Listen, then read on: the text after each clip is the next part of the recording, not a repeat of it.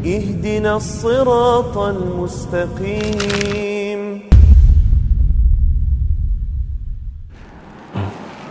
طيب.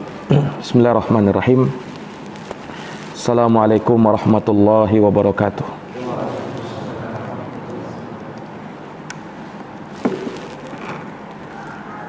Innal hamdalillah nahmaduhu wa nasta'inuhu wa nastaghfiruh wa na'udzu billahi min shururi anfusina wa min sayyiati a'malina. May yahdihillahu fala mudilla lahu wa may yudlilhu fala hadiya lahu. Asyhadu an la ilaha illallah wahdahu la syarika lah wa asyhadu anna Muhammadan abduhu wa rasuluh. Ya ayyuhalladzina amanu taqullaha haqqa tuqatih wa la tamutunna illa wa antum muslimun. Ya ayyuhan nasu taqu rabbakumul ladzi khalaqakum min nafsin wahidah wa khalaqa minha zawjaha wa batha minhuma rijalan katsiran wa nisaa. Wattaqullaha alladzi tasaaluna bihi wal arham innallaha kana 'alaikum raqiba. Ya ayyuhalladzina amanu taqullaha wa qulu qawlan sadida yuslih lakum a'malakum wa yaghfir lakum dunubakum wa may yuti'illaha wa rasulahu faqad faza fawzan 'azima. Amma ba'd.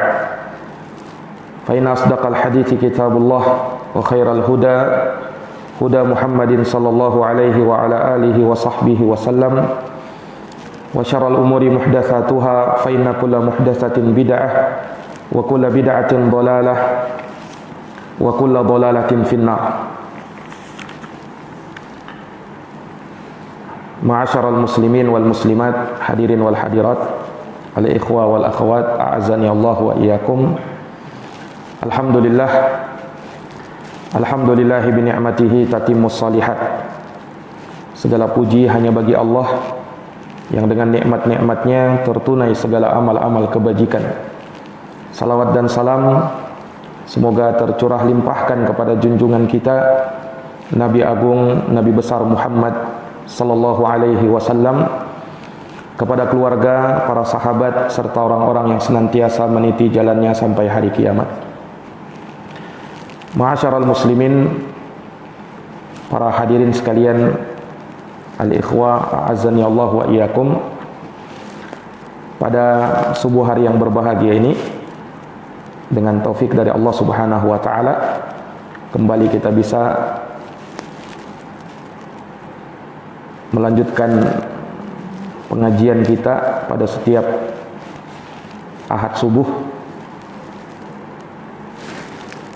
Dan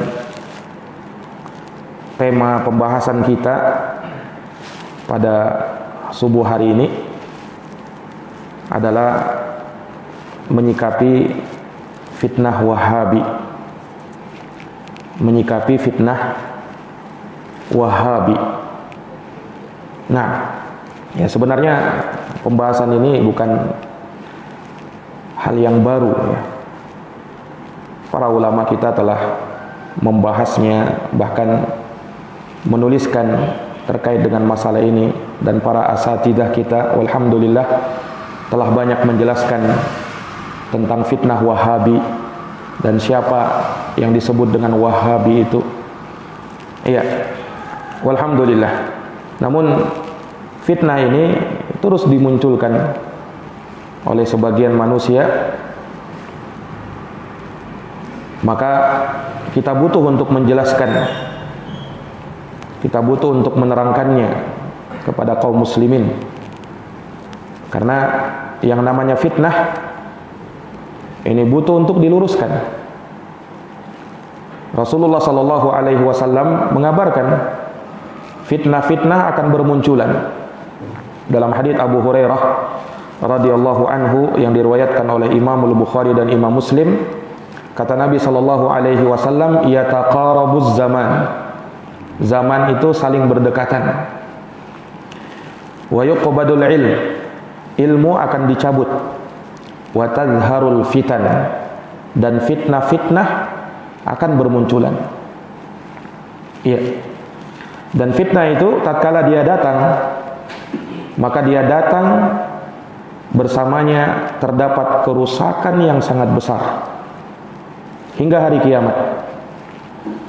Oleh karenanya Allah Subhanahu wa taala mengingatkan bahwa fitnah ini bukan hanya menimpa orang-orang yang zalim, bahkan orang-orang yang baik juga terdampak terkena dengan api fitnah tersebut.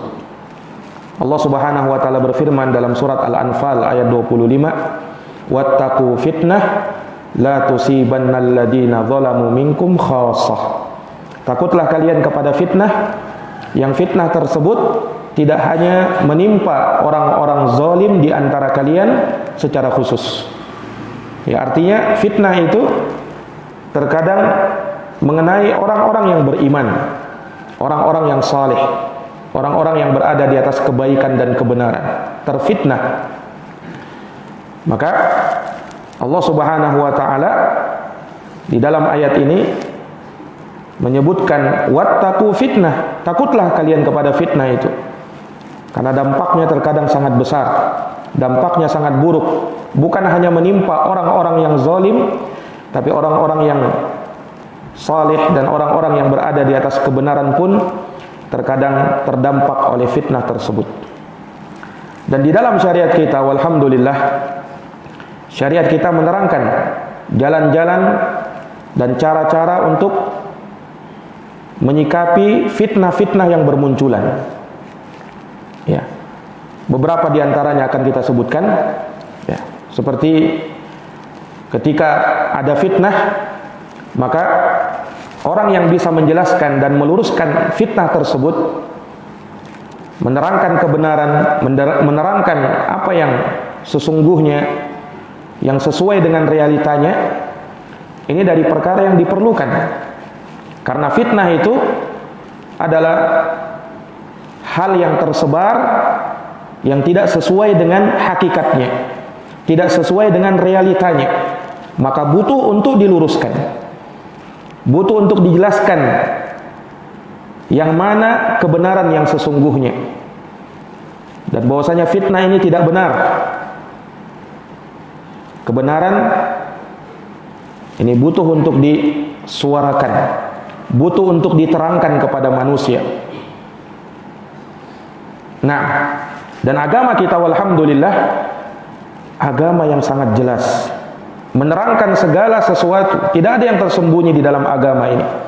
Rasulullah sallallahu alaihi wasallam bersabda, "Laqad taraktukum 'alal mislil bayda, lailuha kanahariha, la yazighu anha illa halikun." Sungguh kata Nabi, aku telah terangkan kepada kalian, aku telah tinggalkan kalian di atas sesuatu yang sangat putih, putih lagi bersih. Lailuha kanahariha, malamnya sama seperti siangnya, saking jelasnya. Maka tidak ada yang menyimpang setelahnya kecuali dia adalah orang-orang yang akan binasa. Nah, dan Allah Subhanahu wa taala berfirman, "Wa kadzalika nufassilul ayat walitastabina sabilul mujrimin." Demikianlah kata Allah, kami rinci ayat-ayat itu supaya jelaslah mana jalannya orang-orang yang mujrimin, orang-orang yang bergelimang dengan perbuatan dosa. Iya. Dan kita jelaskan sesuai dengan realitanya, yang mana sesungguhnya kebenaran itu. Nah, sesuai dengan apa yang tergambar. Karena al-hukmu 'ala syai' far'un an tasawwurihi. Hukum atas segala sesuatu adalah cabang dari penggambarannya. Ya, seseorang nanti bisa menghukumi sesuatu kalau jelas gambarannya. Kalau belum jelas gambarannya, maka sulit dia akan menghukumi sesuatu tersebut. Iya. Maka terkadang fitnah itu butuh untuk dijelaskan. Kemudian juga hal yang kedua dalam menyikapi api fitnah, ya, hendaknya ada saling tanasuh, saling menasihati di antara sesama kaum muslimin. Karena memang agama kita dibangun di atas nasihat. Rasulullah sallallahu alaihi wasallam bersabda, "Ad-dinun nasihah." Agama adalah nasihat. Dalam satu riwayat Nabi mengulangnya sampai 3 kali. Ad-dinun nasihah, ad-dinun nasihah, ad-dinun nasihah. Agama itu nasihat, agama itu nasihat, maka perlu ada saling menasehati, saling mengingatkan di antara kaum muslimin. Dan di antara baiat yang diambil oleh para sahabat dari Rasulullah sallallahu alaihi wasallam, bay'na Rasulullah sallallahu alaihi wasallam ala sam'i wat ta'ah wan nus likulli muslimin. Kami membaiat Rasulullah sallallahu alaihi wasallam untuk mendengar dan taat dan untuk menasihati di antara kaum muslimin. Iya.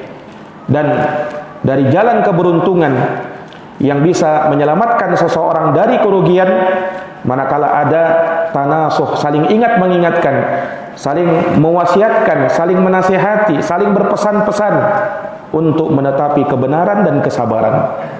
Itulah yang kita hafalkan dalam suratul Asr. Ya. Innal insana lafi khusr. Sesungguhnya seluruh manusia pasti merugi. Illal ladzina amanu, kecuali mereka yang beriman, wa amilus solihat, yang beramal dengan amalan saleh, wa tawasau bil haq wa tawasau bis sabr. Saling berpesan-pesan untuk menetapi kebenaran dan saling berpesan-pesan untuk menetapi kesabaran. Wa tawasau bis sabri wa tawasau bil marhamah, dalam ayat yang lain. Saling berpesan-pesan untuk menetapi kesabaran dan saling berpesan-pesan dalam rangka untuk saling menyayangi di antara sesama kaum muslimin. Iya. Dan ini juga bahagian dari al-amru bil ma'ruf wan nahyu 'anil munkar.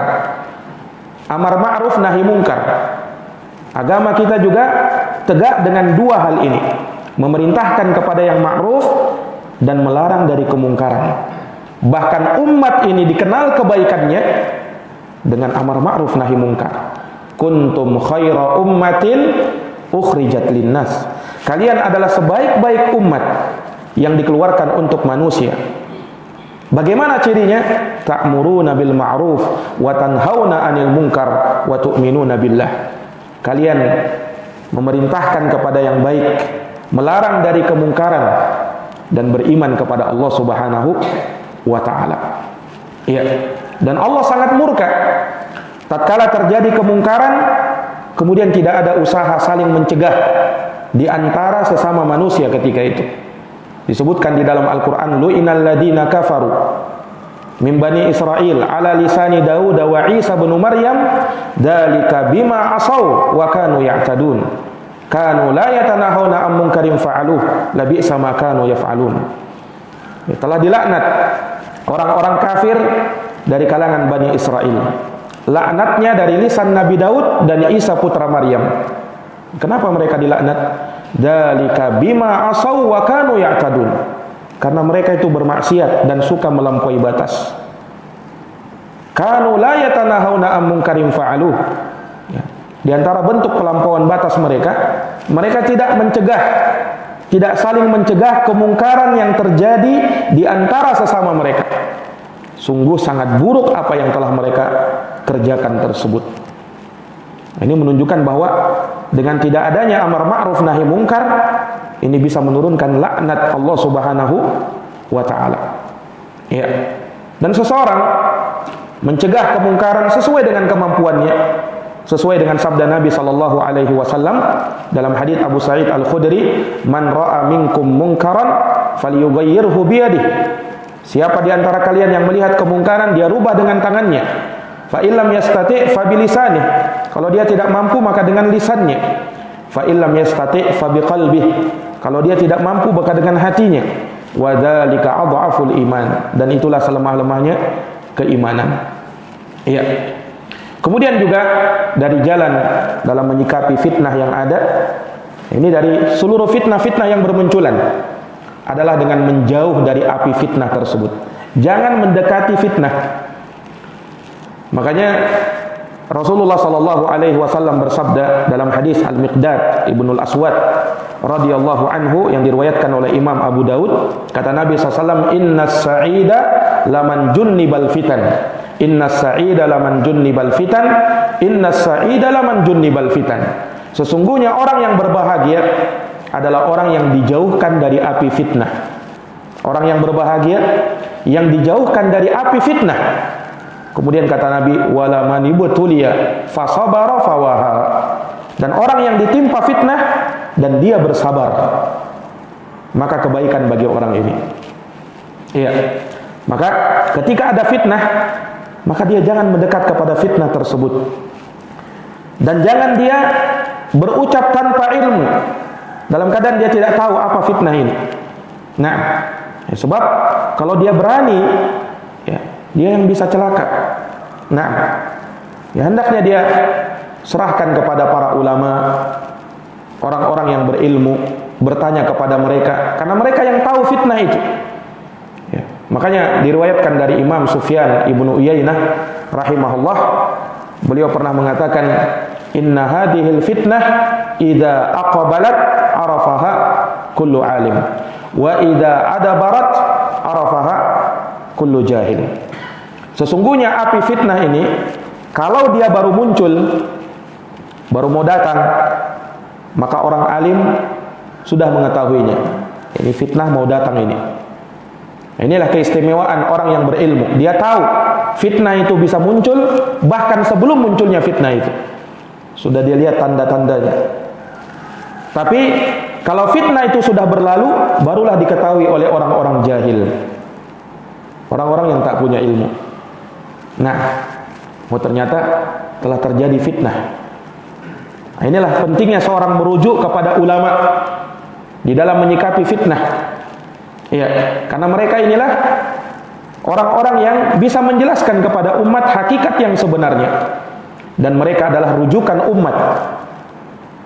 Fas'alu ahla dzikri in kuntum la ta'lamun. Bertanyalah kepada ulama kalau kalian tidak tahu. Terlebih lagi kalau berkaitan dengan perkara yang besar, hal-hal yang berat, menyangkut kemaslahatan kaum muslimin.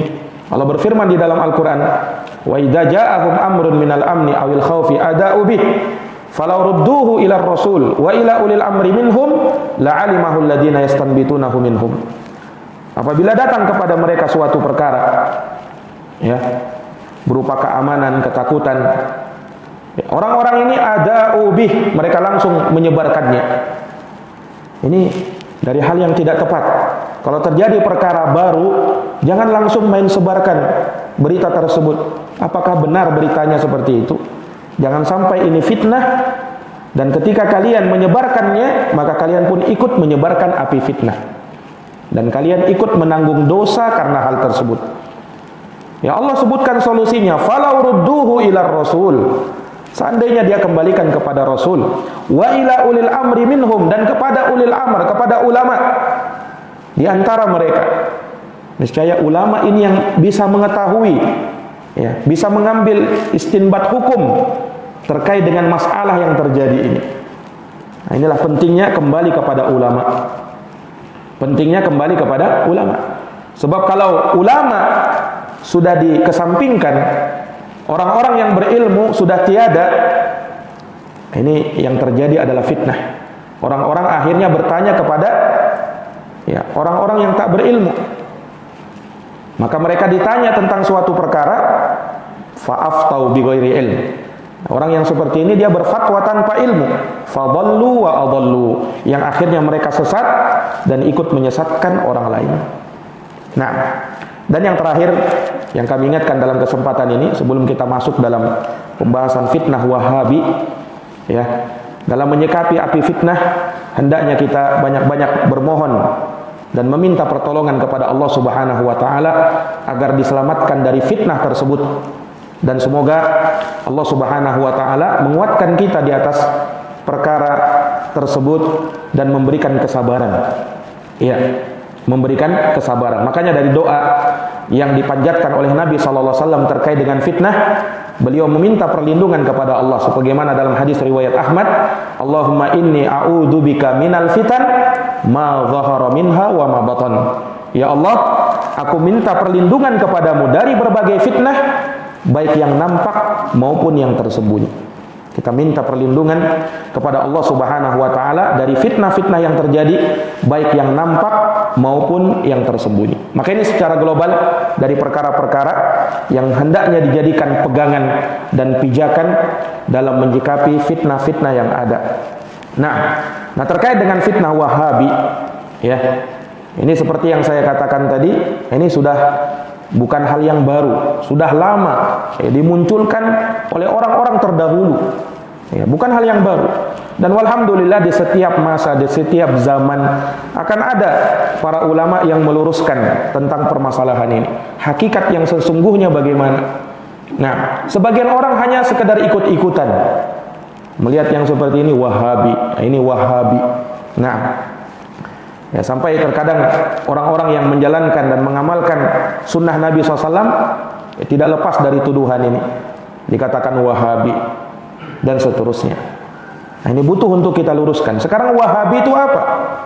Ya, Wahabi, kalau dari penamaan Wahabi itu, ini nisbat kepada Wahab. Wahab itu sebenarnya salah satu nama dari nama-nama Allah. Salah satu dari Asmaul Husna. Allah dinamakan dengan Al-Wahhab, yang maha luas pemberiannya. Nah, kemudian ada ya-nya di situ, Wahabi, ini namanya ya nisbah, yang bermakna pengikut, orang-orang yang berada di dalamnya. Ya, sama kalau kita katakan Al-Barawi, ya, artinya orang berau. Al-Makassari, orang Makassar. Wahabi, pengikut si Wahab ini. Ini Wahab ini apa maksudnya? Kalau tadi kita katakan Wahab itu kan nama Allah sebenarnya, Al-Wahhab. Tapi yang mereka maksudkan di sini Abdul Wahhab. Jadi Wahabi itu pengikutnya Abdul Wahhab. Nah, sekarang siapa Abdul Wahhab ini, siapa? Inilah yang jadi muskilah di sini. Ini yang jadi masalah. Udah tahu siapa Abdul Wahhab itu? Nah, dan sebagian orang, Masya Allah, yang mengatakan bahwa Wahabi ini katanya nisbat kepada Syekh Muhammad bin Abdul Wahhab. Nisbat kepada Syekh Muhammad bin Abdul Wahhab. Ya, secara dusta dan mengada-ada. Secara dusta dan mengada-ada. Akhirnya tersebarlah ya fitnah, kejelekan tentang beliau dan dakwah beliau, serta orang-orang yang mungkin membaca kitab-kitab beliau, kitab-kitab Syekh Muhammad Ibnu Abdul Wahhab rahimahullahu ta'ala. Ya, ini orang-orang yang seperti ini kita ingatkan, ya, jangan sampai berucap tanpa ilmu, karena berucap tanpa ilmu adalah suatu dosa dari dosa-dosa besar. Allah Subhanahu wa taala mengingatkan di dalam Al-Qur'an, "Wala taqfu ma laysa laka bihi ilm, innas sam'a wal basara wal fuad, kullu ulaika kana anhu mas'ula." Dan janganlah kamu berhenti terhadap sesuatu yang kamu tidak punya ilmu terhadapnya. Karena sesungguhnya pendengaran, penglihatan dan hati akan dimintai pertanggungjawaban oleh Allah Subhanahu wa taala. Hati-hati tatkala seorang berani menjelekkan seseorang, apalagi kalau dia adalah seorang ulama, seorang alim rabbani. Ya, sebagaimana kata para ulama bahwa dagingnya para ulama itu beracun. Hati-hati ketika kita diharamkan untuk mencela seorang muslim yang dia bukan ulama, apalagi kalau dia merupakan ulama dari kaum muslimin. Ya. Nah, ini maka seorang hendaknya berhati-hati dalam berucap, ya. Jangan sampai itu sekedar tuduhan yang tidak ada dasarnya. Nah, ya, kemudian dituduhlah, ya, dakwah salafiyah adalah dakwah wahabiyah katanya. Ada istilah muncul salafi wahabi. Nah, ini fitnah yang disebarkan bukan hanya di negeri kita saja, ya, tetapi di berbagai belahan dunia. Itu sudah dikenal penamaan Wahabi itu. Ya, di mana-mana, bukan di Indonesia saja. Di Afrika, ya, di Amerika, bahkan di Saudi Arabia. Ini mereka kenal. Nah, penamaan-penamaan, penyebutan-penyebutan Wahabi ini. Ya. Dan konotasinya langsung jelek ketika disebut dengan Wahabi. Ya. Dan ketika tidak ada dan manusia pun rancu dengan perkara ini, akhirnya menuduh orang-orang yang berjalan di atas dakwahnya Rasulullah sallallahu alaihi wasallam sebagai dakwah Wahabiyah. Nah, sebagai dakwah Wahabiyah. Makanya mereka menisbatkan dakwah salafin dakwah Wahabi katanya. Ya. Dan ini disebarkan oleh sebagian manusia yang benci dengan dakwah salafiyah secara umum dan secara khusus kepada dakwah Syekh Muhammad bin Abdul Wahhab rahimahullahu ta'ala. Iya. Para hadirin yang dirahmati dan dimuliakan oleh Allah Subhanahu wa taala, ya. Terkadang sebagian orang yang mengatakan Wahabi, kalau ditanya apa itu Wahabi, ya kadang dia tidak tahu. Dia sekedar ikut-ikutan saja. Ya. Nah, ini Wahabi ini. Nah, sekedar ikut-ikutan. Ada sebagian orang yang mengaku tahu, ya, tapi memberikan jawaban yang aneh. Nah, sama sekali tidak sesuai dengan hakikatnya. Wahabi itu bagaimana? Nah, ini yang terkadang butuh untuk kita jelaskan para hadirin yang dirahmati oleh Allah. Ya, karena sekali lagi yang namanya tuduhan kalau tidak sesuai dengan realitanya, maka hati-hati. Tuduhan itu bisa kembali kepada orang yang mengucapkannya. Ketika dia mengatakan ini sesat, ini aliran Wahabi keras, ini begini dan begitu.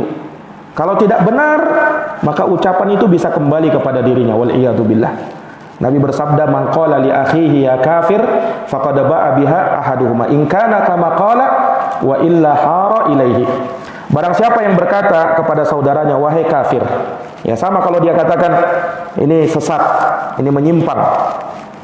Kalau dia berucap seperti itu, maka harus ditanggung ucapan itu oleh salah satu dari keduanya. Kalau benar, maka selamat yang berucap. Tapi kalau salah, maka ucapan itu akan kembali kepada yang mengucapkannya pertama kali. Iya. Ini para jamaah sekalian. Dan haram mengganggu dan menyakiti hati seorang muslim. Allah berfirman di dalam Al-Quran, "Walladzina yu'dzunal mu'minina wal mu'minat bighairi maktasabu faqad ihtamalu buhtanan wa itsman mubina." Dan orang-orang yang mengganggu kaum muslimin, kaum mukminin laki-laki dan perempuan tanpa dosa yang telah mereka lakukan, maka sungguh dia telah memikul suatu kedustaan dan dosa yang nyata. Dosa yang nyata.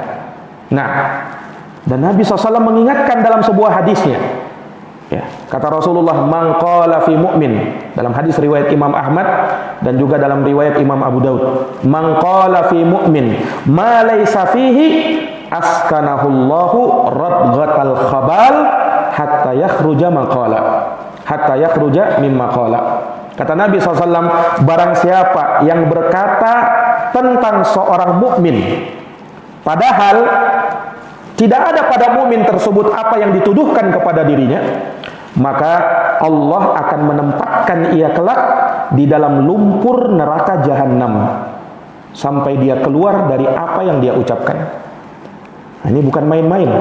Menuduh seorang muslim, apalagi seorang ulama, dengan tuduhan yang jelek, dengan tuduhan yang buruk. Ya, hendaknya berhati-hati.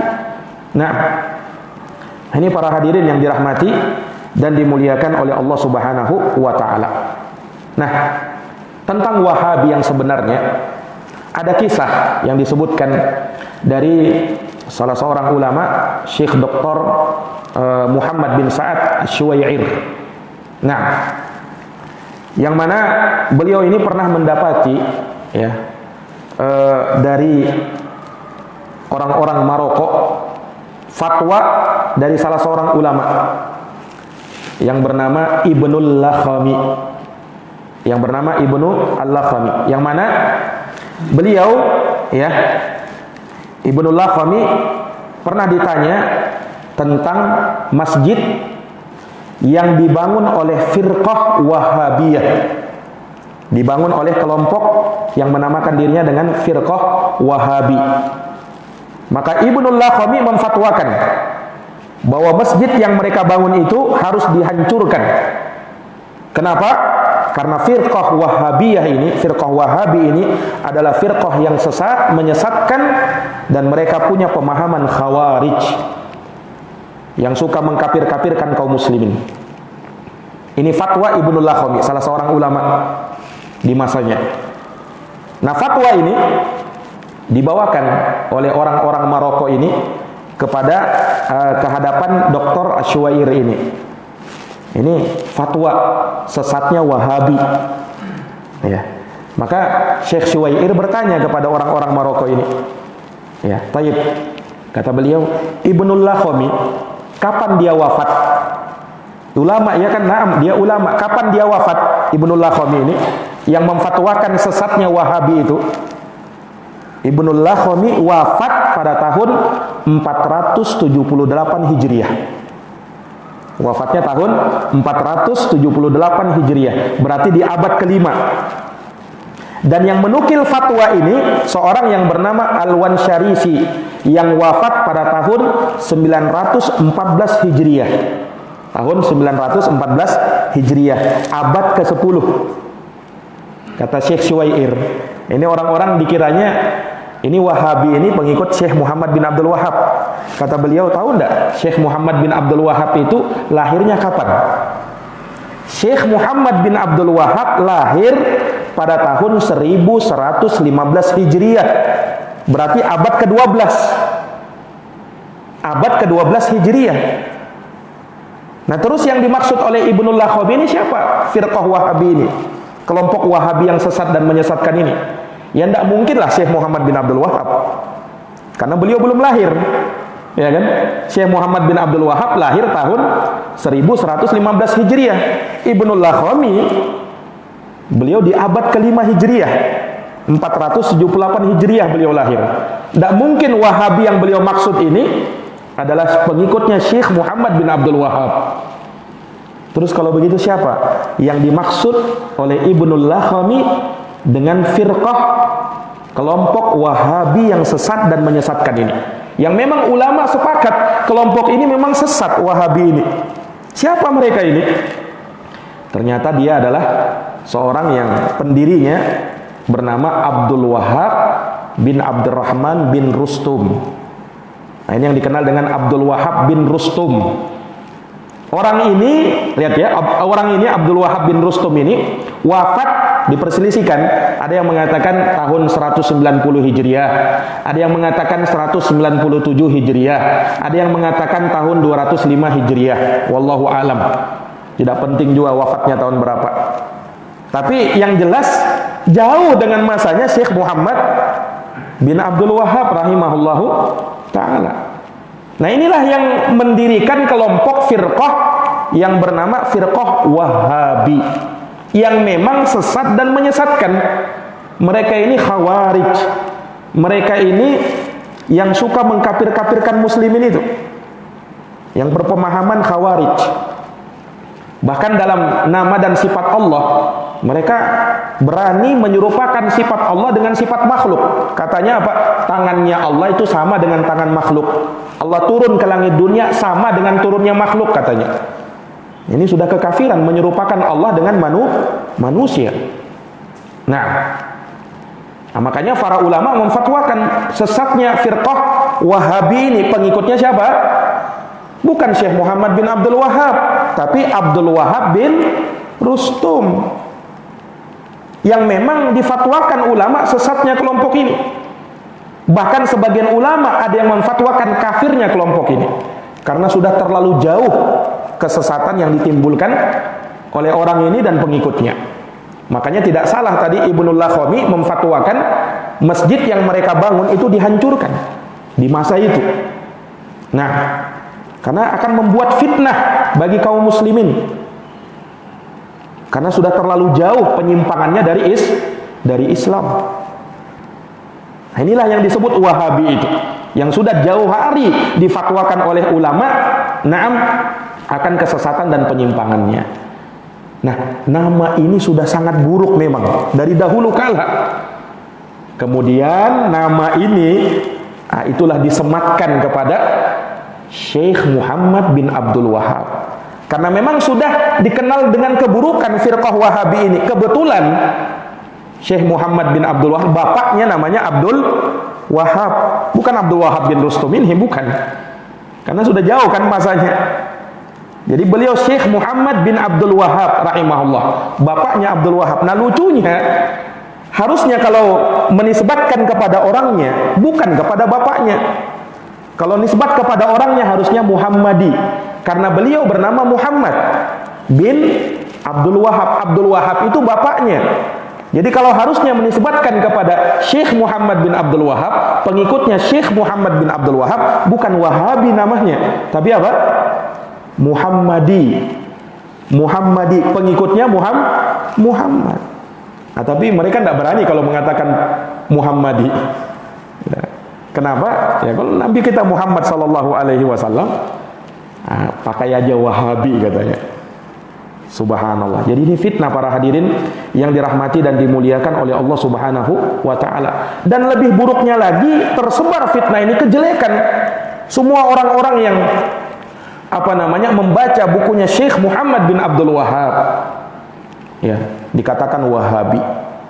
Nah, dan semakin melebar, ya, semua yang pakai jenggot Wahabi itu, ya, yang pakai cadar perempuannya Wahabiyah itu. Subhanallah. Menjalankan sunnah Nabi SAW, celana cingkrang Wahabi juga itu. Nah, Nabi berjenggot, para sahabat berjenggot, cingkrangan mereka, maka disebut Wahabi juga mereka. Ini karena fitnah selalu melebar kemana-mana. Akhirnya seperti ini para hadirin yang dirahmati oleh Allah. Orang yang berpegang teguh dengan Al-Quran dan Sunnah Nabi SAW dengan pemahaman salaf dituduh dengan tuduhan Wahabi, ya, dinamakan dengan Wahabiyun. Nah, wal iyadu billah.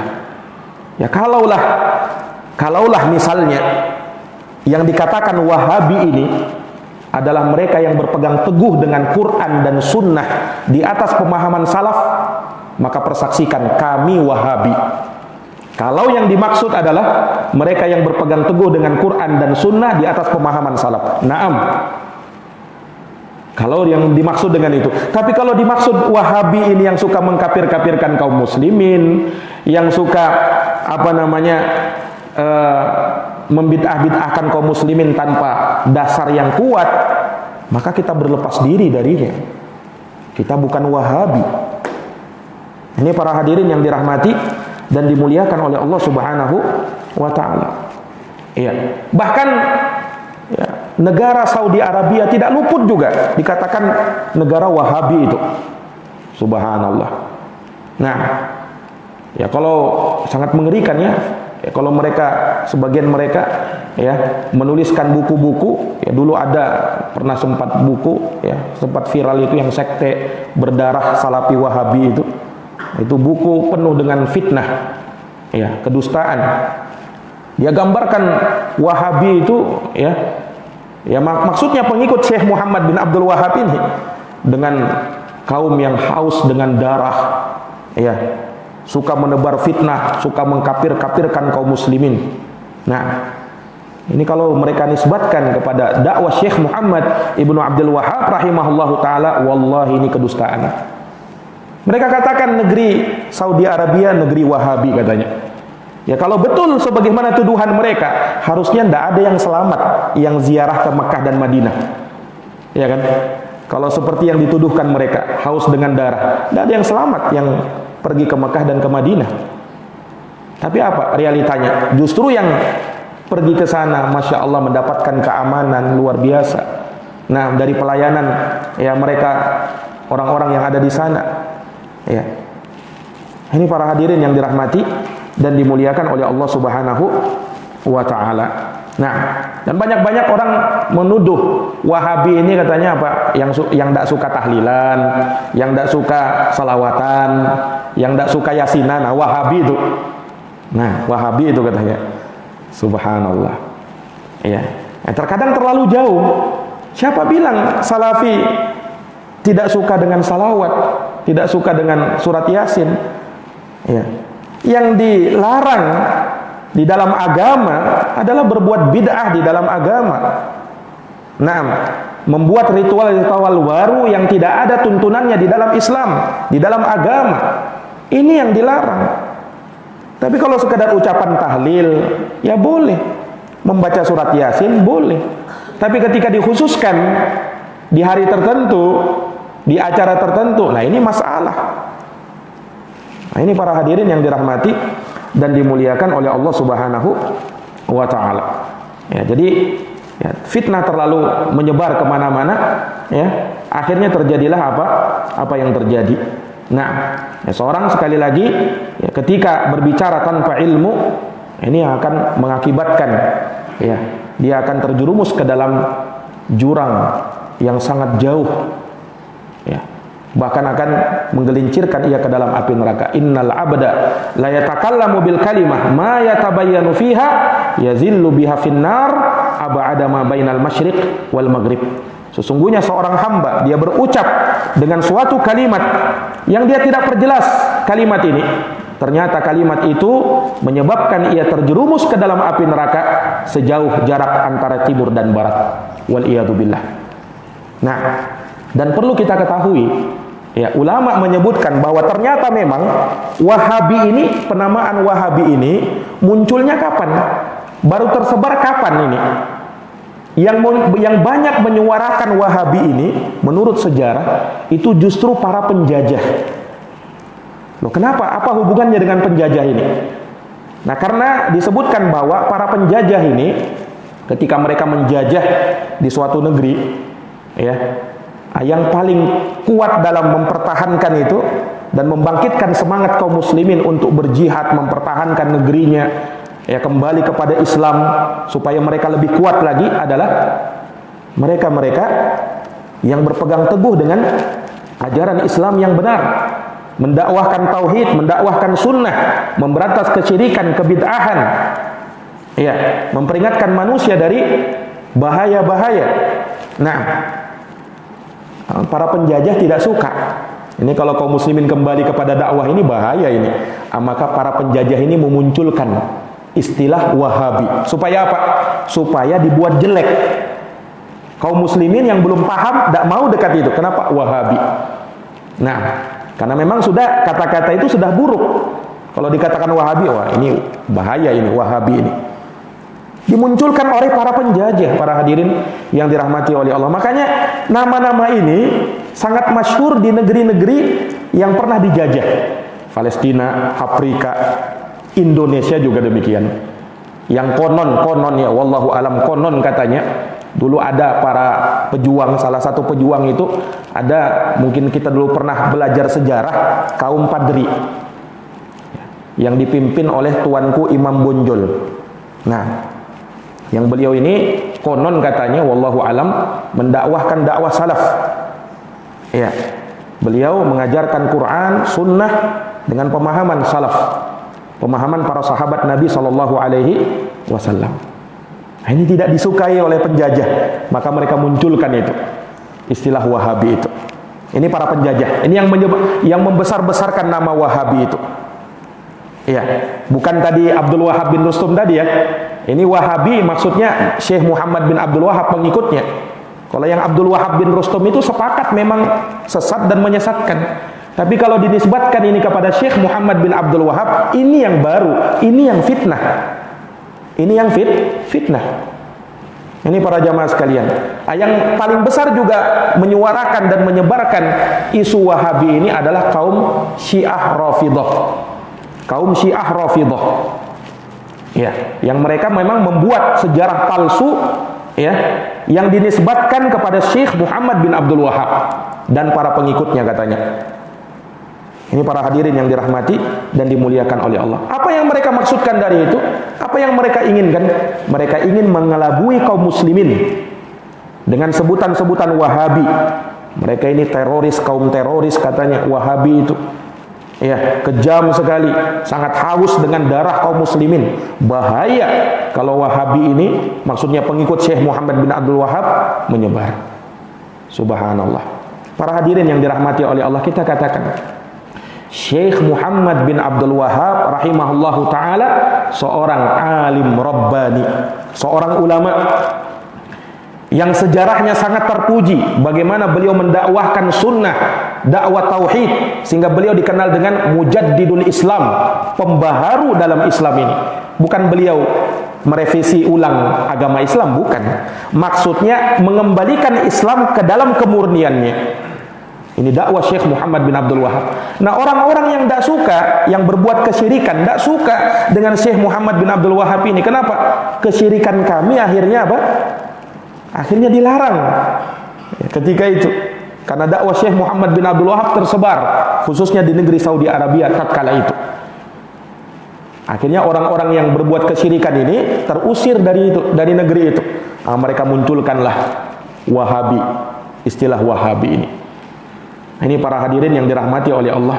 Syekh Muhammad bin Abdul Wahab diakui oleh para ulama akan keilmuan beliau, terutama dalam pembahasan tauhid, dalam pembahasan akidah. Terlalu banyak kitab-kitab beliau, silahkan baca. Nah, dan temukan mana penyimpangan Syekh Muhammad bin Abdul Wahab. Tunjukkan kepada kami. Jangan hanya sekedar tuduhan-tuduhan saja. Dan wallahi orang-orang itu tidak akan bisa mendatangkan kekeliruan Syekh Muhammad bin Abdul Wahab. Karena kalau kita lihat kitab-kitab beliau luar biasa dalam pembahasan tauhid. Lihat Kitabut Tauhid. Isinya Quran hadis, ucapan ulama yang beliau bawakan. Hampir tidak ada ucapan beliau, kecuali ada dalam masail-masailnya itu saja. Nah, subhanallah.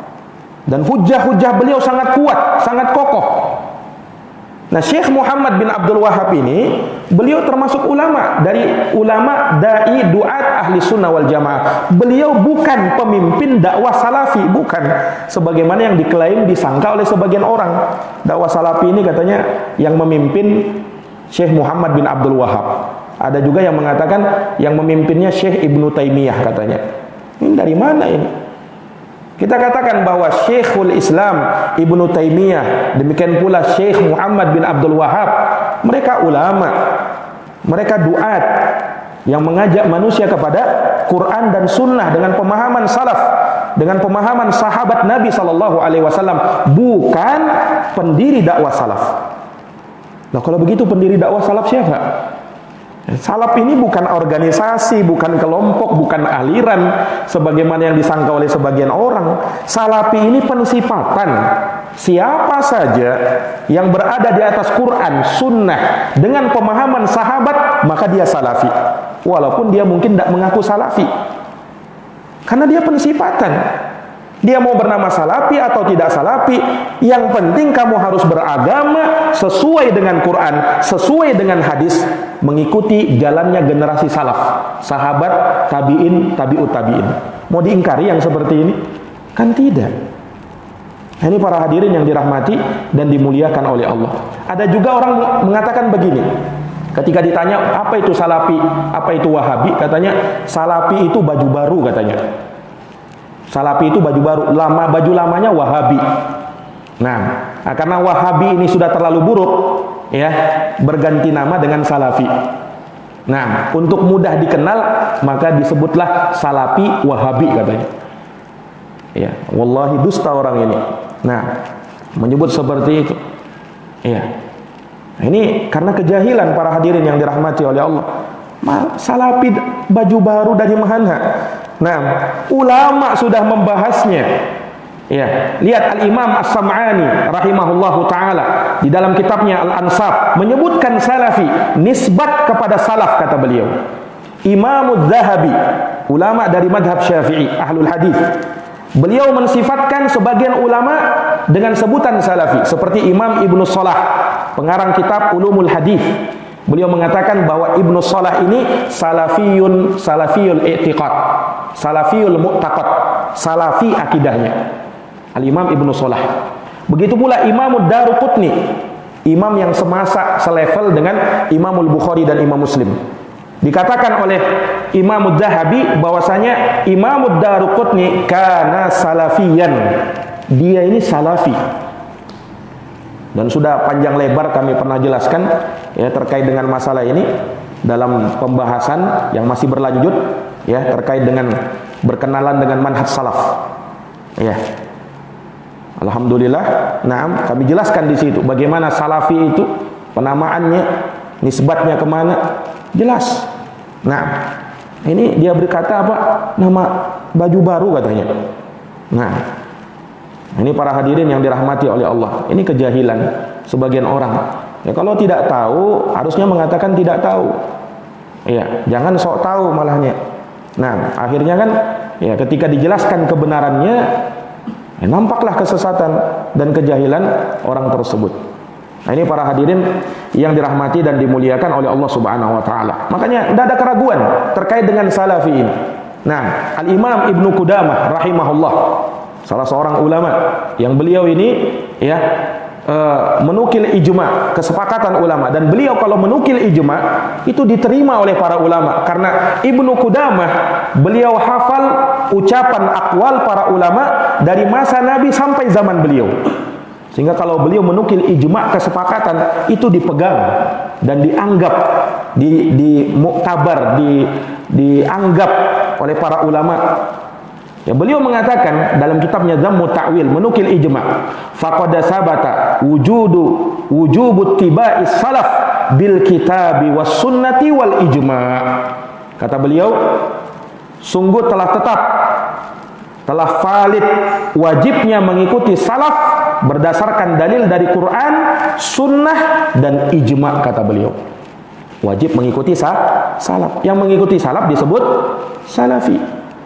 Nah, jadi bukan penamaan baru, apalagi dikatakan baju baru. Dari mana ini? Nah, ini para jamaah sekalian yang dirahmati dan dimuliakan oleh Allah Subhanahu wa taala. Ini sama sekali ya tidak benar. Nah, kalau Wahabi sendiri, justru Wahabi yang kalau kita temukan di kitab-kitab para ulama, tidak ada istilah Wahabi ini, baru muncul. Nah, yang memang dulu sudah ada, orang sudah tahu pengikutnya siapa tadi? Abdul Wahab bin Rustum. Sudah berlalu masanya itu. Nah, tidak penting dibahas. Iya. Nah, justru salafi itu yang memang sudah dikenal. Nabi SAW mengatakan apa kepada putrinya Fatimah? Ni'mas salafu ana laki. Sebaik-baik salaf bagi kamu wahai Fatimah adalah saya. Nabi mengaku dirinya salaf. Itu dalam hadis riwayat Imamul Bukhari dalam kitab sahihnya. Ini para jamaah yang dirahmati dan dimuliakan oleh Allah Subhanahu wa taala. Namun sebagian orang memang terlalu termakan api fitnah sehingga ikut-ikutan ya dengan fitnah-fitnah tersebut. Nah, ini pengikutnya Syekh Muhammad bin Abdul Wahab ini begini-begini. Ya, pernah ada ya kisah salah seorang ulama dari negeri India. Salah seorang ulama dari negeri India.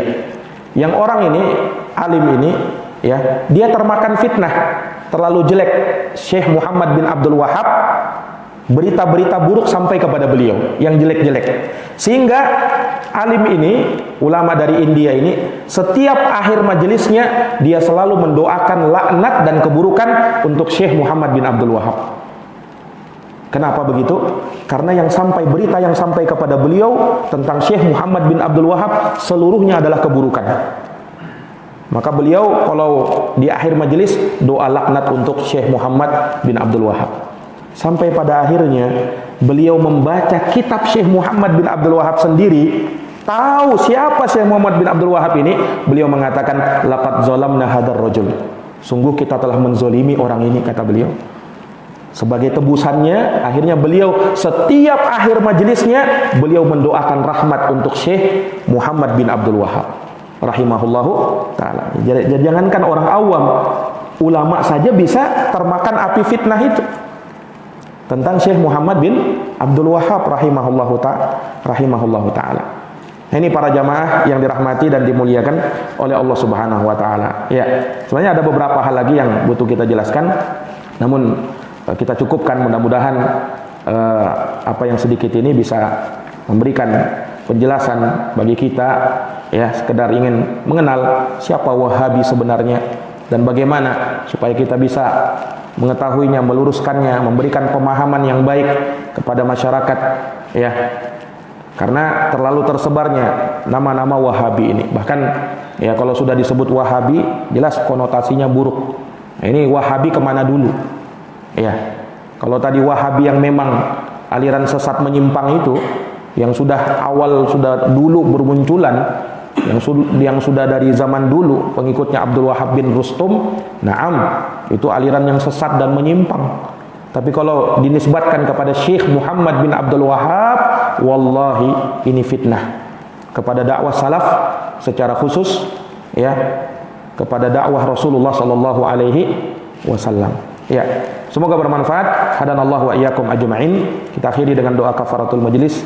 Subhanakallahumma wa bihamdika asyhadu an la ilaha illa anta astaghfiruka wa atubu ilaik. Walhamdulillahirabbil alamin. Wassalamualaikum warahmatullahi wabarakatuh.